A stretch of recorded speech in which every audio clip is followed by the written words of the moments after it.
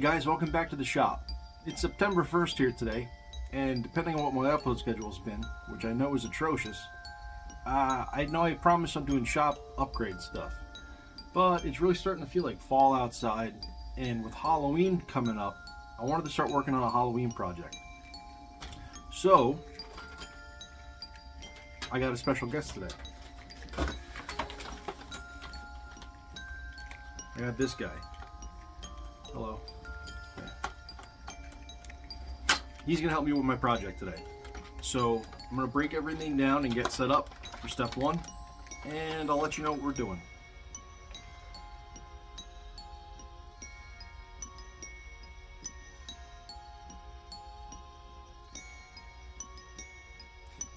Alright guys, so today we're going to start making a gibbet. You've seen gibbets before, I'm sure.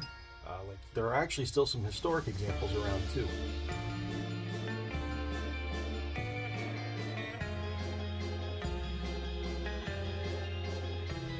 If you really want some good information on the topic, there's a channel called Well I Never. I'll link it in the description. He did a great video on gibbeting and the history of it. I suggest you check that one out. So I want to start on aging and weathering this a little bit better. I mean, you can see it's, pretty much white. They did do some shadowing in it, but I want to try to make it look older.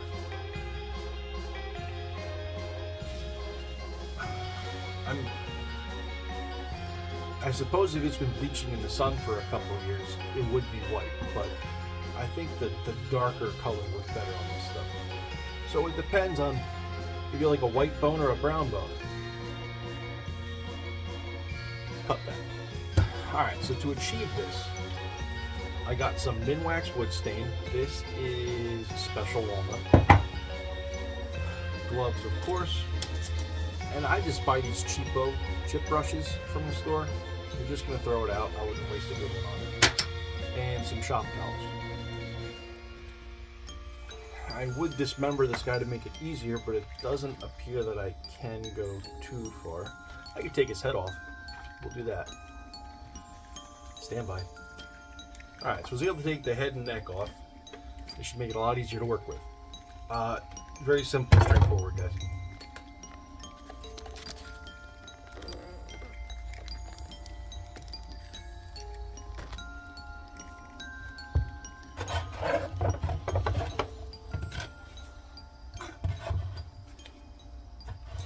You're just going to apply stain.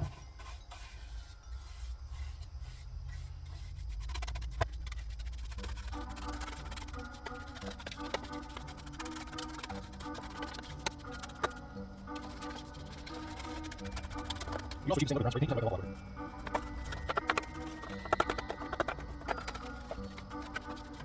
Anatomically speaking, this skeleton really is it's crap.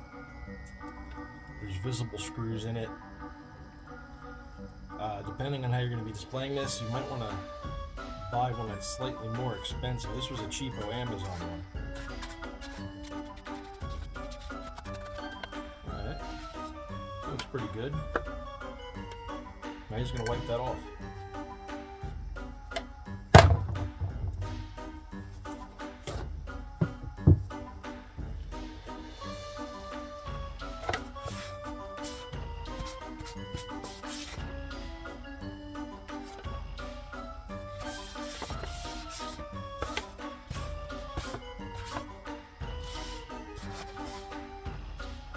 Just go lightly. You don't want to take it all off.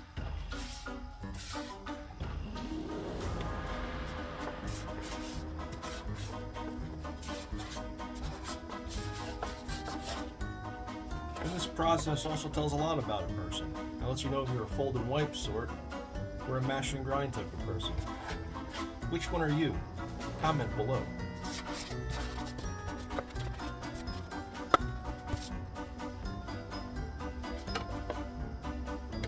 I might even put a second coat on here and let it sit, because we need a little bit more color.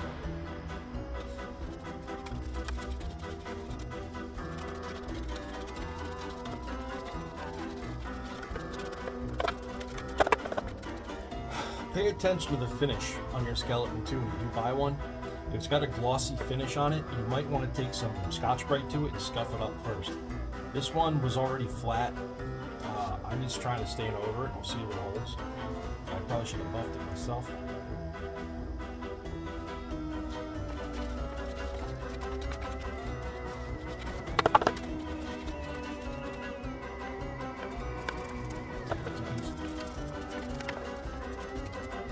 You could just let this sit too, and not buff it. I would do a whole time lapse for you, but I have a whole body to do. And quite frankly, I'm listening to Game of Thrones on Audible, and I'd rather listen to that. I use my phone to record, so you'll go find something else to do. I'm going to listen to the soothing voice of Roy Daltrece.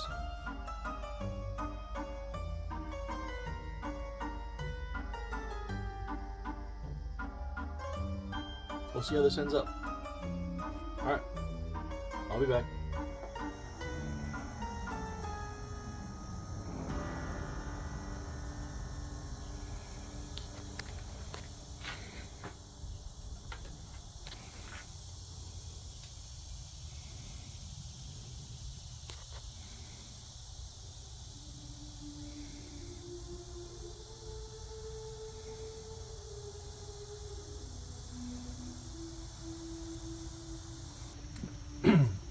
Alright, so while the skeleton dries, we're going to move on to our gibbet construction. For as common as gibbeting was, blacksmiths really had no set way of making these. There were no rules or guidelines, and most often they just kind of made whatever they could with the materials they had. You'd be fortunate enough to at least get some dimensions of your victim, almost like a tailor. Victim. The accused, the sentenced, the guy, the dead guy. You'd get his dimensions, measurements. And you would construct your cage around that. If you look at the historical examples, lots of them were adjustable. This one's going to be fixed. My idea is to kind of encapsulate them like a matryoshka doll. And I'm also thinking, what would be the easiest way to wedge a dead guy into a cage? So we're going to make a bottom half, a top half, drop them in, put the top down, and then I'll have adjustable, I'll have multiple holes on this side so we kind of adjust the height and rivet it in.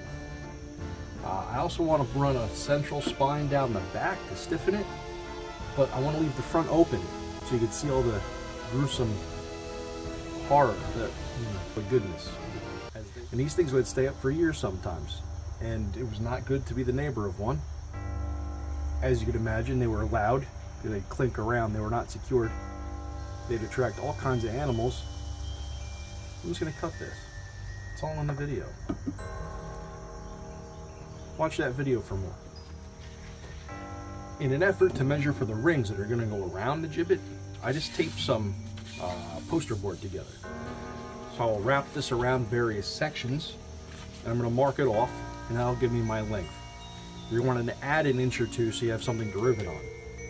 I did buy 3/16 thick strap iron for this. Realistically, I should have bought 1/8 inch, so I don't know, we'll see how it goes. I'm still optimistic.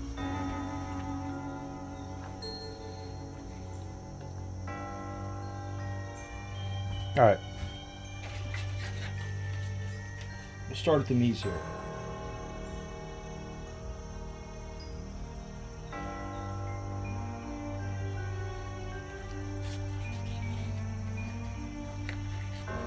Now, you want it to be kind of snug, I suppose, but do bear in mind when he would have been stuffed in there, he would have had all kinds of flesh on him still, so don't make it super tight to the skeleton.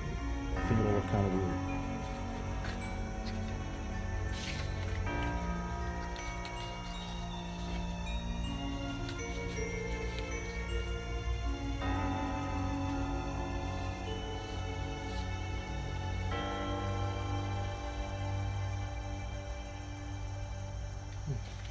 Alright, let's start there.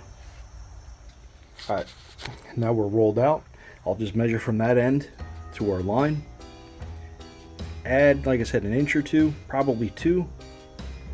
And I'm just going to dog ear these corners a little bit. This will be the part of the strap that is showing in the back once it's riveted.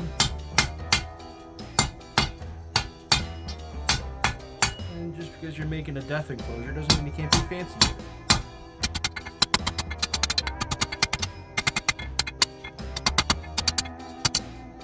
There you go, something like that. Oh, nice. I'm going to put my touch mark on here too.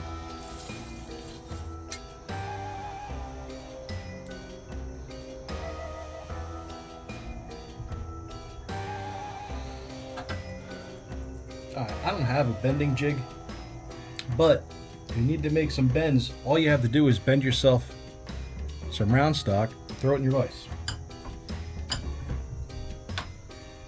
You now have a bending jig. And if you get a monkey wrench too, or yeah, we're gonna use this as a bending wrench since I never made one of those either. We'll make a video someday. Alright, we don't exactly want this to be circular. We want it to be kind of oblong.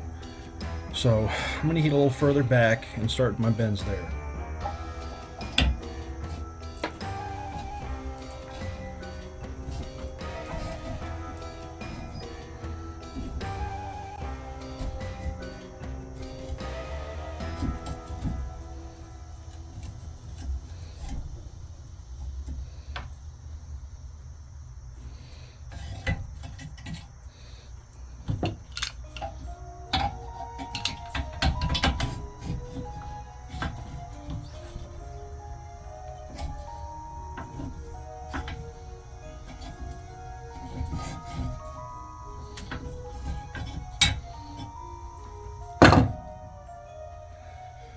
So I'll just continue to rough this until it's kind of closed up. You can straighten it out on the anvil too.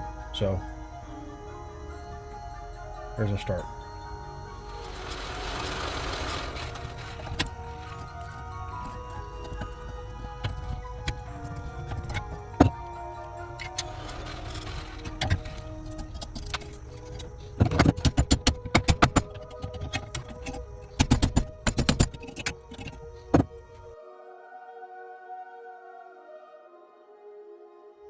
Alright guys, I got the fire going again, and I made a little change here to my, what did we call this before? My bending fork? I don't remember. My thing. I closed the gap to make it accompany the material I'm using. Hopefully it'll let me get a more controlled bend as opposed to having all that slop in it.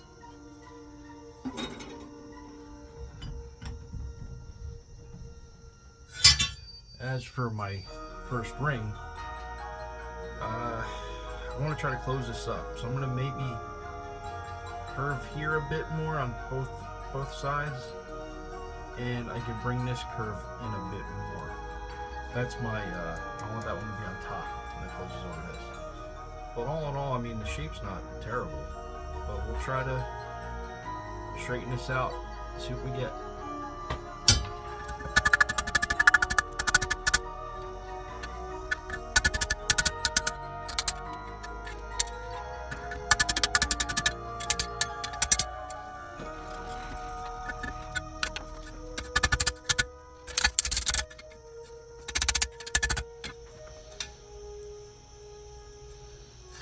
Alright, I want to take this out.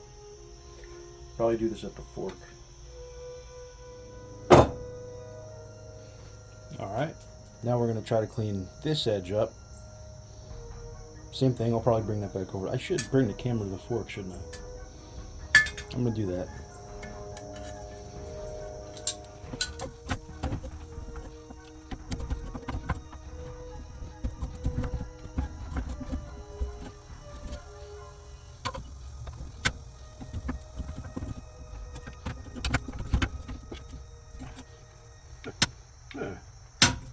That's looking better. We'll clean up this side.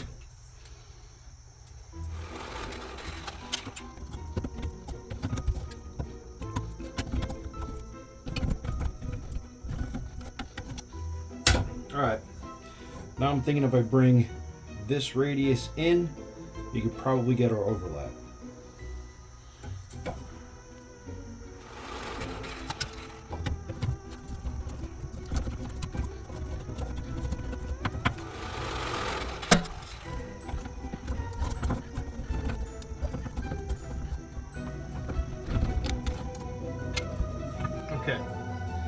we are.